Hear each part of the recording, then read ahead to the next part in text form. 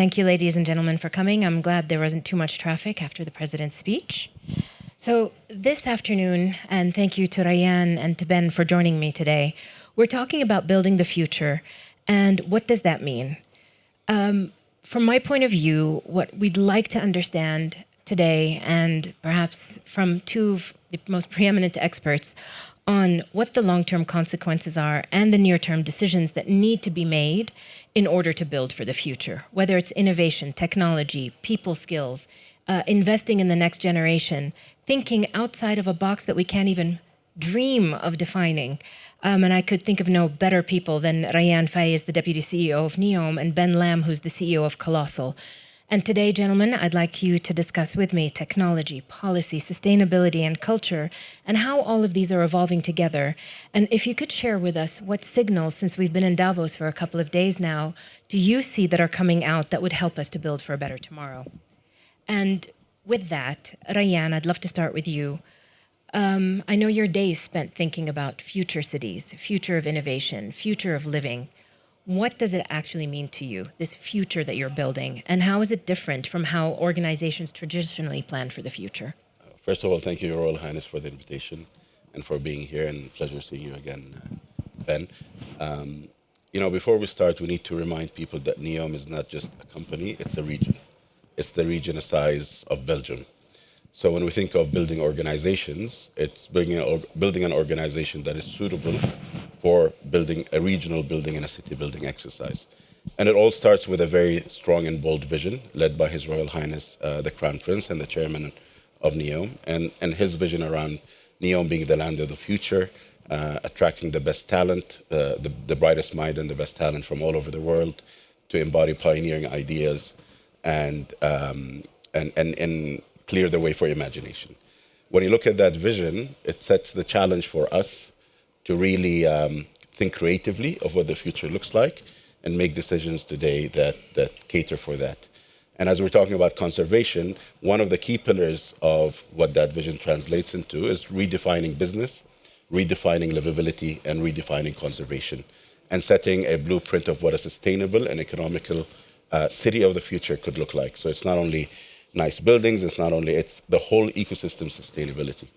And starting with a green field and limited legacy, we're able to take advantage of where technology has left off and start from the latest technology to build a really sustainable, but also economically attractive model for a city like NEOM.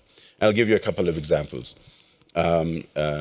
Renewable energy. Today, NEOM is planning to build an energy ecosystem on solar and wind. That's not only because of complying with the conservation, redefining conservation. Sorry, have been having too many conversations, yes. So it's redefining conservation pillar, but it's also good business. It is actually the cheapest form of power today to have wind and solar in NEOM. Same with the desalination. We're transforming what is a dirty industry into a clean and green industry through renewable energy that is powering desalination. So it's all about how do you not only think of a future of livability, but have an ecosystem that is anchored around conservation, that is delivering a sustainable long-term economic model for the future. Ben, I want to steal all of that. That's I was like, I need to use it. You're like my spokesperson now. Thanks. You are taking literally the extended limits of what technology could have done and said, I'm not going to rely on that. I'm going to leapfrog and jump forward. Why did you do it? How are you doing it? And why is it important for us all? I think it's important for three core reasons. I think kind of like the vision, like the passion that you have and that His Royal Highness has around thinking through the intentionality and innovation, and like if you just open the aperture of what's possible, I think you'll find a lot of things are possible. And I think sometimes we as humans get stuck in the day-to-day grind, and we just make iterative improvements. And what's interesting is we had a lot of these different breakthrough and conversion technologies that all came at the same time. We have AI, we have access to compute, we've got things like CRISPR and genome engineering, we have quantum right around the corner, right? And these are going to truly transform so many parts of our lives, right? And so the idea that we could build a company whose like core system model is bringing back extinct species to restore ecosystems, as well as inspire the next generation, all while building a platform that could be applied to all these different use cases, including human health and longevity, it was really, really fascinating. But it's a systems problem. It's hard. You had to bring a lot of these people together. Where we had to spend a lot of time breaking down technologies, inventing new technologies, convincing people to. I think some of the hardest things we did isn't working on dire wolves. I think some of the hardest things we did was reprogramming scientists to work more in a product mindset versus an academia mindset, right? But when you really have such a groundswell of teams and people around you, and you have this clear goal, and you have this kind of limitless view like you guys have, I think almost anything's possible. And I think it's important from an innovation of technology perspective, but I also think it's really important for the kids. And I mean, you know this about me. I'm a newer father. I wouldn't say I'm young, but I'm a younger, newer father, I guess. And our kids are going to inherit our problems, but they're also going to inherit our solutions and how we think about the solution. So as we think about building these technologies, we have to get them on board and give them agency in the problem. And so we spend a lot of time thinking about not just the innovations and the technology breakthroughs, but how we do it in a way that we educate it and break it down for kids, because they're going to inherit these technologies. They're going to inherit not just the problems, but our solution sets. They're going to become the stewards of those solution sets. So I think the kids and how we talk to them and include them in the conversation is as important as the big thinking that we're doing on the innovation. Right. So you both have a long-term responsibility. You're designing something today for the next generation. How do you keep yourselves on track with today's needs, the quick wins that prove you're doing what you're doing, when what you both need to do is so long-term, so dedicated, so thoughtful? How do you balance that? You have to like rise above the noise, right? You're always, no matter, like if you're doing anything big and bold, you're going to get feedback, right? And feedback's great. Feedback from critics is great. A lot of times informed feedback from critics is really good, but you also get a lot of that negative, like couch, armchair Twitter type stuff. But ultimately, I think for us, we try to do a really good job of setting the vision and then having managing expectations on a quarterly basis. Like part of our vision at Colossal is that every single quarter we will show some of the scientific progress. It may not be for the specific species or conservation initiative that someone wants, but we're going to continue to communicate and be transparent. I think that communication, that consistent communication and transparency, it has been key to kind of our success in getting public buy-in and support for our projects. I think from our side, as I said earlier, the greenfield nature gives us an opportunity, but it's also a responsibility. Everything we do today sets the blueprint for the future. So the decisions that we make today become the legacy decisions that us and the future leaders take on, especially in a multi-generational project and a long project such as NEOM. What we try to do is use as much of technology and science as we can today, particularly around conservation. We have, predictive digital twins on animal movements, on water systems, on climate change. We use as much of that as we can to design the right master plan of the future. But at the same time, as Ben mentioned, we're always looking out there for opportunities to pivot. And especially in the last year, we've actually, given the importance and the rise of AI, we've actually been able to capture opportunities in that field that were not actually being part of the master plan initially. So that's where the quick wins come in, to celebrate what you can find today, but at the same time, keep track and feel the responsibility of the long-term decisions you make. Ben, you dream about 2050. We are nearing our Vision 2030, and we're just beginning to think about what could 2040 bring. To take that big of a leap, you are predicting behavior. You're trying to predict the behavior of complex systems, biological, urban, ecological, things that were once considered impossible, but you've proven them to be possible. What's changed in the last 10 years? And why do you feel you need to plan to 2050? So I think the rapid adoption, not just the rapid access to compute, but the rapid adoption of these technologies, right? I think that we've had a couple of these like massive spark moments, right? Like ChatGPT, right? I think if anyone like thought that it was going to spark like that, they probably wouldn't have branded it that out of the gate. But it's like become like like it's nomenclature, right? It changes how we think about things. So that I think that's the one thing that's happened. So you have these things, and I think like the advent of genome engineering to the point that we can change individual letters on a single nucleotide or on that twisted ladder that is DNA. And I think that quantum's going to do the same thing. So I think that we have to plan for these technologies. But I think the last 10 years, we've seen a massive breakthrough of technologies in a bunch of different fields that feel very, disparate and not connected. But I think that as you coalesce, how do you apply them to conservation? How do you apply them to digital twins? Like, thinking about that for geoengineering and how we're going to change ecosystems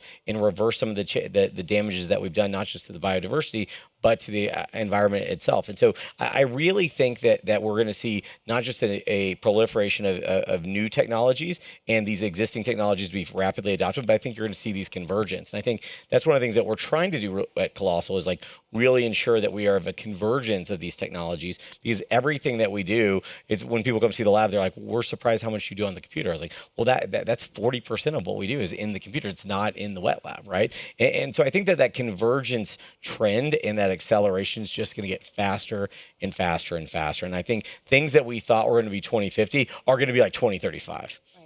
And that's why I was wondering, why wait till 2050? Yeah, you shouldn't. Like I want more crazy moonshots. Like, y'all's projects, not Neom, but also all your other projects are massively inspiring, right? I think we are starting to move in a world past COVID where people are like, we don't want to just sit around and watch Netflix. There's got to be more to life, right? We want these moonshots. We've all seen what like Elon's been able to do, and everyone remembers the shot when those 2 rockets landed. People were like, that's like right out of a movie, right? And so I think you're starting to see this proliferation of moonshot thinking around massive problems that people wouldn't even have touched 20 years ago. Ryan, in Neom, you've mapped all the flora, all the fauna. You've brought back species of animals that we didn't even think still existed, the little desert cats. All of this exists there. People forget the actual natural conservation and human side of what Neom is doing. Why is that important? And what are you doing to maintain that? I think when we think of Neom, and think of the competitive advantages that Neom has, we think of it in 2 different buckets. We think of a God-given competitive advantage and one that is man-made, so regulations, infrastructure that we're going to build, and God-given, which is largely nature, location, nature, etc. I do feel that it is one of the biggest competitive advantages that we have is the natural beauty that we have. We have beautiful coral reefs, we have amazing coastlines, very nice islands, amazing Sahara Desert, mountains, valleys. It actually captures the full topography, variety and diversification of the topography. Not only are the physical assets, natural assets, exceptional, we also were given, God-given natural assets in the light and the solar and the wind that is allowing us to deliver the renewable energy promise that we were given. So nature is not only important because it's beautiful for tourism and it's nice and people come and enjoy it. It is actually also good business for us. And we wouldn't be doing our jobs if we don't protect nature. We wouldn't be doing our jobs if we don't regenerate, regreen, rewild in the way that we're doing. It just brings life to a nature and to a place that actually was full of life at some point and lost it over time. And I do believe it's also just amazing business for attracting people to come and visit, creating energy ecosystems that are sustainable, and creating an economic model that is sustainable for the future. And you also, one of the things that in addition to that is you guys also have clear directives with the mission. And I think that's where companies and countries fail a lot, right? They don't have clear directions. You guys have such clear direction, such clear intentionality. And when you have that, you can see what you can mobilize. You can mobilize what people would think was impossible. And that's something that's always inspired me about, about KSA and what you guys are always able to achieve. Yep. When Ben and I first met, I was trying to seek his help on how do we increase populations of the Arabian leopard in the Kingdom of Saudi Arabia, because as many of you may know, we are at less than 200 around their natural ecosystem, which is across the Arabian Peninsula. And that has led us on this fantastical journey of we are now donating to a breeding pair of leopards to the Washington, D.C. Zoo to help them help us not only study the leopards, but also create the next generation of conservationists. My question to you, Ben, is what more do we need to do to create the Ben Lambs of the Middle East? I don't know if you want that. That's I don't know if I wouldn't wish that. With all due respect, I don't know if I'd ever wish that on anyone. But Or I the think, colossals. the colossals of the world. I think you have the right frameworks, right? You guys are setting these big visions. You're setting these goals. You have the right like this stuff's hard and expensive, right? Like changing de-extinction and species preservation, like on the scale that you guys are doing from a rewilding and a nature conservancy perspective, it's expensive. It's just not free, and you have to stay committed to the goal, right? And I think that as some of these kind of mega projects come to fruition, and even the we call them both of us agree these small wins, right? Like I think the woolly mouse is a small win. It's objectively cute and it is factually small, but it also like shows what our genome engineering capabilities were, right? Just like you have a lot of wins going on in Neom right now and in the surrounding areas. And so I think that you have the right framework and you just have to continue to stick to that mission. And then I think that you've got to have, you mentioned this, the flexibility and the bureaucracy, right? Like, a lot of times, like when we started Colossal, we had a handful of calls. Our chief legal officer's in the room, so I don't know if I should say this, but we had a handful of people saying, we don't know if you can do that. And I was like, well, show me where in the FDA and show me where in the USDA that we can't do this. Like, show me where we're doing something that, and like when you get down to it, is like just, it just wasn't accurate. And so I think that you have to make sure that you have the right, not just the intentionality and the support financially in the vision, but I think you got to be flexible to try new things and fail, right? And so we're going to fail in our projects. You guys are going to fail in parts of your project. That's just part of it. But failing forward and having that mentality to not give up, I think is really what it takes to have people that are willing to take, those level of risk. So one of the things about Vision 2030 is the entrepreneurial spirit of government, where many governments are not entrepreneurial. Right. And we are 10 years in, and one of the things that has made me the most proud of Vision 2030 is our ability to pivot and redirect when necessary. Because the dream is, how do we have the most human-centric, nature-centric country that becomes a role model for the rest of the world? For those of you that don't know, the kingdom's commitment by 2030 is to have 30% of the country as protected marine and land spaces. Awesome. So we are today on 2026, we've achieved 20% of the goal. We have 5 more years to achieve the remaining, if not more. And as the team at Neom know, the team at the Red Sea Global in Al-Ula, every day the Crown Prince wakes up and challenges him a bit more and says, what more could you do? How much better could we do? How can we be a role model? And so today we also announced the Coral Reef Global Conference that's going to be happening in Jeddah at the end of the year. Why is that important?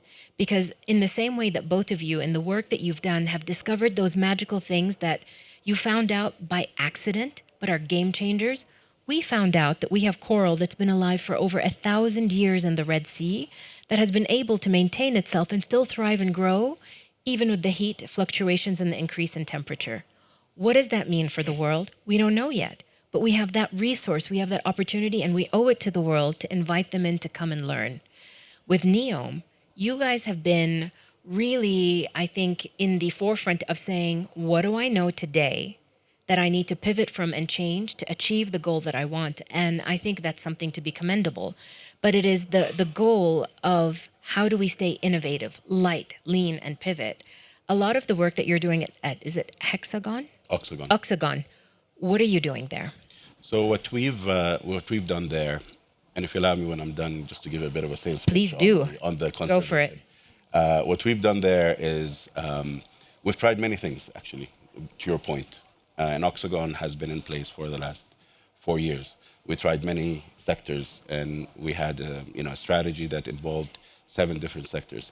Today, what we know has worked and is working is 3 very important sectors. Green hydrogen, which has been there from day one, and it's now 90% complete, and it's going to be up and running a year from now. renewables manufacturing, solar, wind turbine, solar panel manufacturing, through international investors who are coming to NEOM and Oxagon and build that, and data centers. And data centers is one that is thematically now very important. But if you looked at, as an example, for Oxagon's original strategy 4 years ago, data centers was not a thing. But now we have abundant energy, we have abundant land, ready to use land, and data centers all of a sudden became a very important topic in the world, and we have the infrastructure to provide that. So this is where we see the quick wins coming in every day, and maybe pivoting from what was originally the plan and delivering a plan that delivers better. But going back to the conservation, I have a lot of numbers, so I'm going to have to read Please do. read the numbers so that I feel like this is a room that wants to know the numbers. I don't miss my iPad. So we actually have a very active conservation program, and it is really anchored on 5 different things. Number one, going back to the coral reefs. I'm sure you know KAUST is building the largest coral nursery in the world in NEOM, and we're very proud with that partnership. Actually, they funded most of it, and it's going to be complete this year. It's up and running actually on many fronts since 2024, but the opening will happen at some point this year. I'll leave it up to them to decide when, but it's something, it's a partnership that we're very proud of. We have greening 5 million trees, shrubs, and grasses in NEOM with a much bigger target, but that's actually what has been delivered so far. And we have a nursery that produces 2 million seeds every year. We're establishing also a protected area, 2 million plus hectares, working closely with the National Center for Wildlife Protection. We're accelerating the recovery of 1.5 million hectares of natural habitat. 61,000 hectares of natural habitat have already been restored.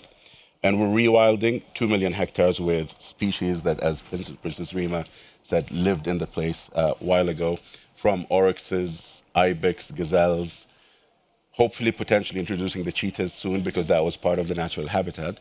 So we had 1,300 species there, and they're reproducing naturally in a very healthy way, coming back to validating that's actually their natural home and natural place. So a lot is happening. More numbers, but I think this is enough for now. Ben, Rayyan is reintroducing wildlife. He's regreening, and that goes on a long timeline. Yep. You're able to expedite.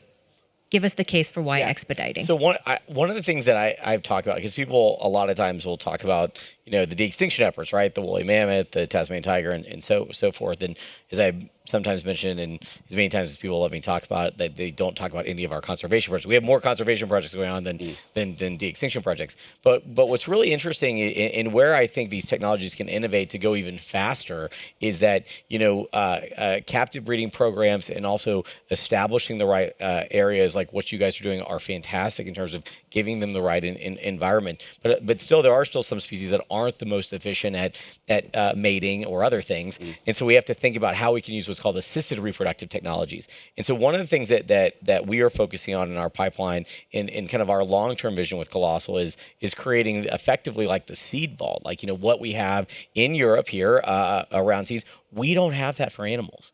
And there's crazy amounts of data in these animals. Like, I'm not going to ask anyone, I don't want to embarrass anyone, so I'm not going to ask a show of hands of who takes GLP-1s or who has dabbled in the GLP-1 world. But a lot of that data came from a venomous lizard called the Gila monster in Arizona, which is crazy, right? These are non-model species. So when you lose these incredible animals, you lose not only their abilities and their attributes to ecotourism and the environment, but and the impact of the environment, but you also could lose valuable data that could be applicable and save millions of lives, right? Like elephants pretty much don't get cancer because of an overexpression of a certain protein.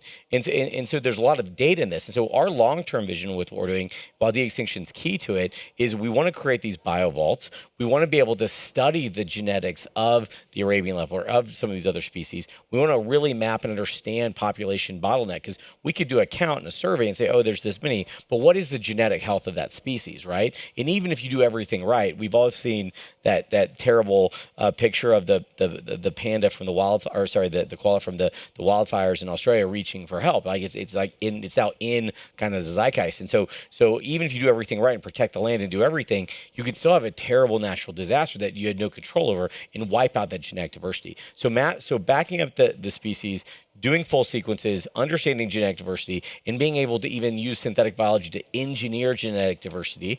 And in addition to the natural procreation methods, use artificial wombs and other technologies. So that end-to-end system for species preservation is what we want. We think that the work that like NEOM and others are doing is critical, and this is not an or situation; it's just an and, right? And I think that given the way the world looks some days better than others, but the way it looks some days, we have to look at fail safes in the technologies while we're innovating.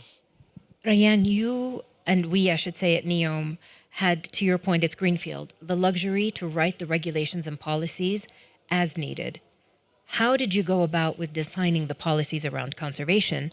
And then, Ben, I'd love to know from you, what global policies do you wish could change or be revisioned to allow the world to get to where it needs to go before 2050? Ryan. So this goes back to actually a point that you mentioned earlier around pivoting, and when NEOM was announced with certain regulatory infrastructure, the base economy regulation has advanced so much since that announcement. So we're leveraging as much as we can the base economy regulation, and we'll be complementing it as we speak. We're still in the final stages of doing that, but it's one that is at the core and center of what we're doing in NEOM. It's one of the regulations. The conservation is one of the key aspects of what will distinguish NEOM as a region from the rest of the world. I think that we have to look at certain topics beyond regions or geopolitical, perspectives. I think that there are certain things that at the time sounded like a good idea that people did, right? But that doesn't mean we always get it right, and we need to be able to pivot and innovate and change. And so, decades ago, people put into place a kind of international treaty around sharing of genetic material and ownership of genetic material back to these different lands. Not all countries signed up to it, so not all countries recognize it, but it's actually not that helpful. Like, it sounds good. It's like, it sounds like it's going to protect, the biodiversity of a region from coming in and being exploited by someone else. But biodiversity and evolution as it relates to individual species and speciation needs to be something that is a worldwide issue. It's forecasted, we talk about 2050 a lot, it's forecasted that we could lose up to 50% of biodiversity between now and 2050, right? That's a lot of data, that's a lot of genetic diversity, that's a lot of impact that we have. We have no idea what those impacts will be, right? And so for us, I think we have to rethink some of these things, including Nagoya, which some people would be frustrated that I say, in a way that we have, and it rises up to like almost like a UN level thing where it's like you have all these nations coming together and sharing this data, because there are certain countries in the world that have incredible biodiversity that's incredibly unique that just don't have the financial resources of like the United States or the kingdom. They just don't, right? And so how do you figure out a shared risk model and a shared financing model to save it when certain nations that have this biodiversity, that are losing this biodiversity, don't have the economic means to save it? So I think that we have to think about this on a more global stage. And everyone's talking about climate change. Everyone's talking about a lot of the right things, but not enough people are talking about the loss of biodiversity crisis. And we are in the sixth mass extinction. And so thinking about how global policy around the sharing of genetic material and biobanking of species, both flora and fauna, I think is critically important. And it's just not on anyone's agenda. I agree. Ryan and Ben, you have a coalition of the willing here. If you could ask something of them to either take away, enhance, or enable, what would it be? Particularly when it comes to conservation and your work streams. I honestly think, which wasn't the perception I had coming into this to NEOM, but I honestly think everything that we've been doing just confirms that conservation is good business. So it doesn't have to compete with the economic model. It doesn't have to compete with the sustainability. It is actually what drives sustainability in any, particularly with Greenfield, obviously, with any region of the size that we're dealing with. And every single data point that we deal with every day only validates this misconception that I had, or corrects the misconception that I have, and validates the fact that this is good for business. I think that, there's, like any new economic systems, like crypto and that entire industry, or even like carbon credits, you're going to have fraud, you're going to have abuse, you're going to have issues. That doesn't mean the systems don't work. I think that we will see a world where, and I think that I employ everyone to think about worlds where biodiversity and the ecosystem isn't just some something that you just say around and feel good about, and you check a box, like like people sometimes do in these different categories. I think it's really important that it becomes a balance sheet item, right? And we figure out how we measure that, how we control it. I think that you will have nature credits. I think you will have these systems that are absolutely critical. And so I think thinking about different economic models and how they apply and how they can be sanctioned, supported by a government so that it empowers entrepreneurs to go do that. I think that is something that's really key, because we know that like black tie dinners and $500 plate, conservation benefits, that like 4% of it goes to the actual animals. That doesn't work. And so we've got to rethink that. And I think people like in this room could do that. Well, I've been told that this was the blue Davos, the blue WEF. And if that's true, my question is to the room and to all of us, how can we ensure that every day is a blue day?